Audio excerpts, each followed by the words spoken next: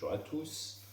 Et bien voilà, une fois n'est pas coutume, une petite commande faite chez mon fournisseur, VDS Fly Fishing, le fournisseur de la marque Vision, comme on peut le voir ici. Donc aujourd'hui, qu'est-ce qu'il y a dans ma commande? Eh bien, du fil multicolore pour les pêches en infofil. Donc c'est un fil qui est très utilisé, très visible, qui apporte une très bonne détection des touches pour les pêches en rivière. Voilà. Et vous voyez, j'utilise quand même pas mal de ces fils, différents diamètres. Ici par exemple du 26 centièmes, du 17. J'aime beaucoup ce diamètre pour faire la partie running line et mettre un morceau de fil plus fort avant ma pointe pour avoir une meilleure visibilité, une meilleure détection des touches. Voilà.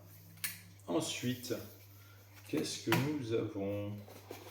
Un petit organizer Gulf, voilà, pour les résines UV.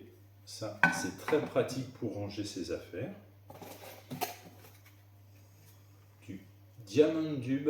Alors ça, c'est un dubbing de lapin mélangé avec des petites fibres irisées bleutées. C'est le top pour faire les thorax de nymphes. Voilà. Des mini laser flash. Alors ça, pour faire des sparklers, ça permet de faire des petits sparklers ou d'apporter des petits brins brillants dans vos streamers. Très bon produit, là aussi. Ensuite, le classique, les tincelles ovales. Alors, tincelles ovales du Uni en taille médium, je m'en sers beaucoup pour cercler les cordes sèches ou d'émergentes. C'est moins lourd qu'un fil de cuivre. Là, qu'est-ce que nous avons? Des billes tungstène. Des billes tungstène fendues roses. Alors, elles ont été très efficaces en ce début de saison. Je m'en suis beaucoup servi. Donc, c'est pour ça que j'ai dû refaire le plein. Et je pense que je vais monter des mouches tout de suite après cette vidéo avec ces billes. La super colle glue de chez Gulf. Alors ça, c'est vraiment un super produit qui se garde très longtemps, très facile à utiliser. Avec son petit pinceau, on met vraiment ce que l'on veut, où l'on veut sur ces mouches pour fixer ces matériaux. C'est vraiment un super produit, pas besoin de mettre au frigo, au congèle pour le conserver. Ça se conserve très bien comme ça, à l'air ambiant. On la laisse poser debout et ça fait l'affaire très longtemps. Ensuite, des hameçons que vous voyez pas parfois dans mes fiches de montage, des Tunka Expert. Bon, vous voyez, j'en ai commandé quand même un bon paquet. La gamme TE115 pour les hameçons jig. Beaucoup d'hameçons Whitefly pour les mouches noyées, la pêche en réservoir, pour faire des nymphes pour la pêche en réservoir aussi. C'est très bons hameçons. J'ai pas de souci avec ces hameçons. Ça pique très très bien. Alors, des petits hameçons TE10 en taille 18 pour faire des petites mouches sèches. On n'a pas toujours que des grosses mouches sur nos rivières. Et c'est des hameçons qui sont très adaptés. Toujours du TE10, mais en taille 8 pour faire des grosses mouches cette fois-ci, flottantes, les grosses bouchées. Alors celle-là, plutôt en réservoir. Toujours les mêmes.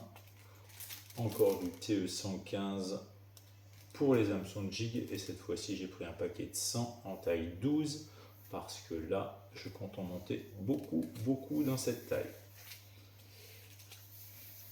Et puis une référence, le TE90, les hameçons courbes, Je l'utilise beaucoup sur mes nymphes aussi. Voilà, ça, probablement je vous ferai un petit montage dans les jours qui viennent avec ces hameçons. Vous verrez, c'est plutôt très sympa. Et puis, voilà, un moulinet qui m'a vraiment botté. J'avais la taille 7-8. La version 6-7 est sortie. Je l'ai immédiatement commandé parce que c'est un super moulinet. Le moulinet XLV cassette. Alors celui-là, c'est vraiment le moulinet pour les pêcheurs de réservoir. Il est très doux, son frein, il n'y a pas de souci. On peut pêcher très fin. C'est vraiment une bobine très large qui permet d'emmagasiner très vite le fil. Pour changer les cassettes, c'est très simple. On vient décrocher sa bobine avec le petit bouton poussoir. Ici, on voit qu'il y a une bague. Il suffit de faire un tour pour libérer sa cassette. Voilà, on voit qu'on n'a pas besoin de forcer. On l'enlève. Il y a un endroit où il y a un petit cran à mettre au niveau de la manivelle. C'est le seul repère à prendre. On remet sa cassette. C'est très facile. On revisse un tour. Dès qu'on est au contact, on ne force pas. Ça tient, il n'y a pas de souci. C'est vraiment, pour moi, le meilleur moulinet cassette que j'ai trouvé sur le marché. Une référence absolue pour les pêcheurs en réservoir. Voilà. Et puis, n'oubliez pas que si vous voulez les conseils du guide en Auvergne, si vous venez faire un petit tour par l'Auvergne, je suis présent, que ce soit sur les rivières comme la Sioule, les Couzes, ou encore la Dore, la Lannion ou l'Axalier, mais aussi en réservoir. Donc maintenant, les réservoirs de plaine, la saison va se tirer, mais on peut encore aller jusqu'au lac du Roussillou, voir Guillaume Vernet, ou encore le domaine de Verrières, voir Raphaël, entre autres, qui sont des très bons lacs qui vont pêcher encore facilement jusqu'à la fin du printemps, début de l'été. Et puis je vous dis à très bientôt.